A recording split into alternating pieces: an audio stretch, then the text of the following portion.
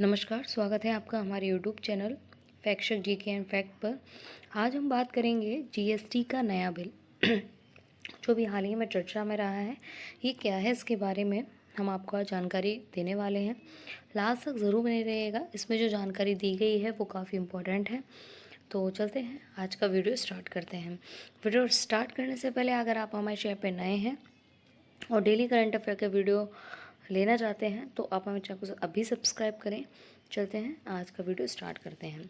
GST का नया bill, ये क्या है और ये काम कैसे करता है। बात करें, जब हम कोई चीज़ खरीदते हैं, सबसे पहले हम बात करें जीएसटी क्या है।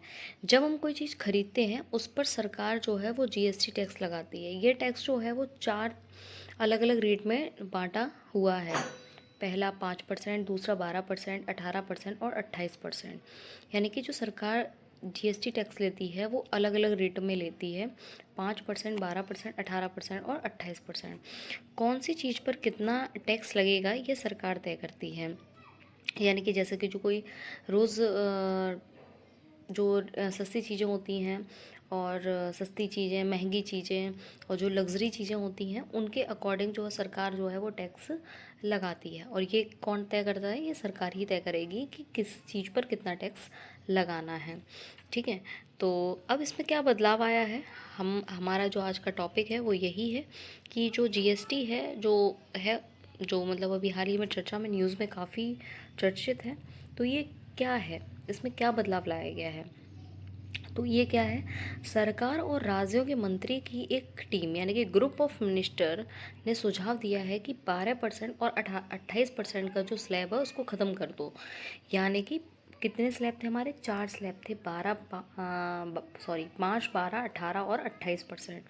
तो इसमें क्या है, जो 12% और 28% का स्लैब है उसको ख़त्म कर दो और सिर्फ 5% और 18% के स्लैब को ही रखो।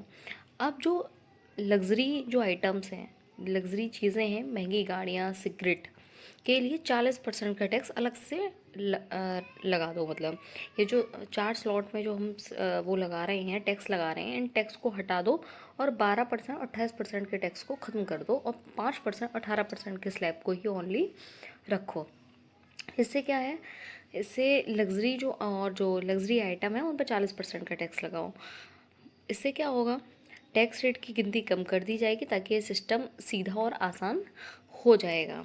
ठीक है, इसका असर क्या होगा? इसका असर ये होगा कि जो आम लोग हैं, रोज़मर्रा की चीज़ें हैं जैसे पैकेज्ड फूड, कपड़े, ये चीज़ें क्या होंगी, सस्ती हो जाएंगी। पहले जिन चीज़ों पर 28% का टैक्स लगता था, जैसे कि फ्रिज हुआ, एसी हुआ, टीवी हुआ, अब सिर्फ इस पर कितना टैक्स लगेगा? इस पर 18% का टैक्स लगेगा। मतलब कीमत क्या हो जाएगी, कम हो जाएगी। अब इससे क्या होगा, सरकार के लिए टैक्स कटने से सरकार की कमाई थोड़ी कम हो जाएगी, लेकिन इससे कुछ फ़र्क नहीं पड़ने वाला, क्योंकि अगर चीज़ें सस्ती होंगी तो लोग उसको ख़रीदेंगे ज़्यादा। ठीक है, तो इससे कमाई पर कोई फ़र्क नहीं पड़ने वाला और चीज़ें जो है वो लंबी अवधि में वो बढ़ जाएंगी। अब इससे क्या है, कंपनियों के लिए फ़ायदा क्या है? कंपनियों के लिए फ़ायदा ये है कि जितने भी कारोबारी हैं, जो अलग अलग जो स्लैब बने हुए थे, 5 के, 12 के, 18 के और 28 के, इससे क्या रहता था, कंपनियों का काम थोड़ा सा ज़्यादा हो जाता था। अब इससे क्या होगा कि जो कंपनी का काम है, कैलकुलेशन, जीएसटी कैलकुलेशन जो है वो आसान हो जाएगी। बड़ी कंपनियां जैसे कि कार, इलेक्ट्रिक बनाने वाले प्रोडक्ट सस्ते होंगे, जिससे बिक्री क्या है वो बढ़ जाएगी। क्या ये बिल जो है वो पक्का हो गया है? मतलब ये जो बिल है वो जो यूज़ में अभी आने लगा? ये नहीं, ये अभी प्रस्ताव है। यानी कि जीएसटी काउंसिल, जिसमें केंद्र और सभी राज्य सरकारें मिलकर फैसले लेती हैं, अगली बैठक में अंतिम मंजूरी जो है वो दी जाएगी। सरकार चाहती है कि जो बदलाव है वो दिवाली से पहले लागू कर दिया जाए, ताकि क्या होगा, त्योहार पर खरीदारी ज़्यादा रहती है, तो इससे जो है इस समय काफ़ी फ़ायदा होगा। ठीक है, अब इसको एक लाइन में अगर हम समझें, ठीक है, नया जीएसटी बिल का मतलब है पुरानी 4 टैक्स जो दरें हैं उनको सिर्फ 2 में करना, यानी कि 5 और 18 ही करना है, ताकि जो सामान है वो सस्ता हो जाए और टैक्स सिस्टम आसान हो जाए। अब मैं आपको समझाने वाली हूँ। मान लो कोई सस्ती चीज़ें हैं, ठीक है, मान लो सस्ती चीज़ें हैं, ठीक है, जो सस्ती चीज़ें जैसे कि रोज़मर्रा की जो चीज़ें हैं उन पर कितना परसेंट टैक्स लगता था, 12% का टैक्स लगता था। अब उन पर कितना परसेंट का टैक्स लगेगा, 5% का टैक्स लगेगा। मानो पहले कोई चीज़ अगर आती थी, 100 रुपये की चीज़ आती थी, उसमें 12 रुपये का टैक्स लग रहा है, ठीक है, यानी कि 100 रुपये पे 12% का टैक्स लग रहा है, तो 12 रुपये हो गया। अब वो चीज़ कितने की मिल रही थी, 112 रुपये की मिल रही थी हमको पहले।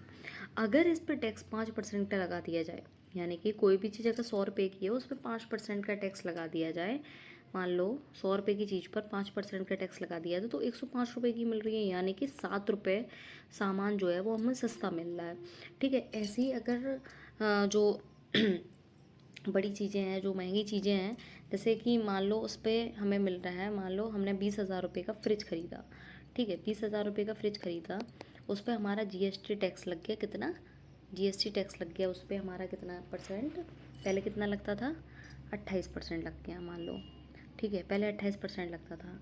तो अब उस पर क्या, मतलब मान लो 20% का 28% हमारा कितना हो गया, 5600, ठीक है, 5600 20,000 में जोड़ देंगे तो कितना हो जाएगा, 25,600 हो जाएगा, ठीक है। अब यही चीज़ 20,000 का है और उस पर 18% टैक्स लग रहा है, मान लो ये इन चीज़ों पे 18% का टैक्स लग रहा है, तो 20 का 18 कितना हो जाएगा, 3600, ठीक है। तो 3600 प्लस कर देंगे, यानी कि 23,600 रुपये की चीज़ मिल जाएगी, 23,600 रुपये की हमको चीज़ मिल जाएगी। अब इतना जो आइटम है वो सस्ता होगा तो लोग उस चीज़ को ज़्यादा खरीदेंगे, तो इससे क्या है, चीज़ें सस्ती होंगी, तो यानी कि ये बिल जो है वो लागू होना चाहिए, यानी कि जो हमारे 4 स्लैब हैं उनको हटा के 2 स्लैब को ही रखना चाहिए, 5 और 18% का। आई होप आपको ये समझ में आया होगा कि ये क्या चीज़ है, पहले किस तरीके से लगता था और अब किस तरीके से लगाने की बात की जा रही है। तो लास्ट तक वीडियो आपने देखा उसके लिए धन्यवाद। कमेंट बॉक्स में कमेंट करके ज़रूर बताइएगा क्या ये बिल आना चाहिए, ठीक है। इसका आंसर कमेंट बॉक्स में ज़रूर बताएं, और वीडियो कैसा लगा ये कमेंट बॉक्स में कमेंट करके ज़रूर बताएं। मिलते हैं नेक्स्ट वीडियो में नेक्स्ट टॉपिक के साथ, तब तक के लिए अपना ख्याल रखें और हमारे चैनल से जुड़े रहें।